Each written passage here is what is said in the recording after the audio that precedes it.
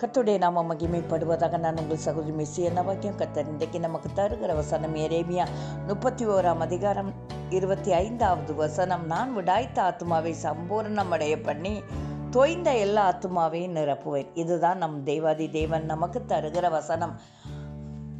புது வருடம் வந்தாச்சு. போன வருஷம் முழுவதும் நம்ம எதிர்பார்த்த எந்த நன்மையும் நம்ம கையில் கிடைக்கல. இனியும் கிடைக்குமா? இந்த வருடத்திலேயாவது நான் வாழ்வே நினச்சேன், ஆனால் என் வாழ்க்கையில் ஒரு நன்மையும் நடக்கலை.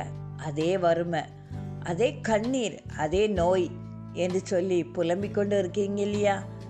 வேலை இல்லாமல் என் மகன் அல்லது என் கணவர் படுகிற பாடு எல்லாவற்றையும் நினைத்து புலம்பிக் கொண்டு இருக்கிறீங்க. கர்த்தர் இன்றைக்கு உங்களுக்கு சொல்கிறார், நான் விடாய்த்த ஆத்மாவை சம்பூர்ணமடைய பண்ணி தோய்ந்த எல்லா ஆத்மாவையும் நிரப்புவேன். இதுதான் கர்த்தர் நமக்கு தருகிற வசனம். பாருங்க, நகோமி கூட தன்னுடைய கணவரையும் 2 மகன்களையும் மரணத்தில் இழந்து திரும்ப சொந்த ஊரான எருசலேமுக்கு வரும்போது மிகுந்த வேதனையோடு தான் வந்திருப்பாங்க இல்லையா? மிகுந்த துக்கத்தோடு, என்ன நகோமின்னு சொல்லாதீங்க, மாறான்னு சொல்லுங்கன்னு சொல்லி சொல்கிறாங்க.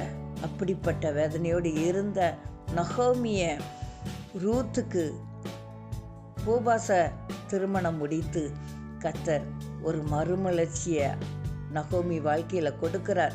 இன்றைக்கு உங்கள் வாழ்க்கையில் விடாய்த்து போன உங்கள் ஆத்மாவுக்கு கர்த்தர் ஏற்ற பதிலை அளித்து உங்கள் இருதயத்தை சந்தோஷத்தால் நிரப்பும்படியாக கடந்து வந்திருக்கிறார்.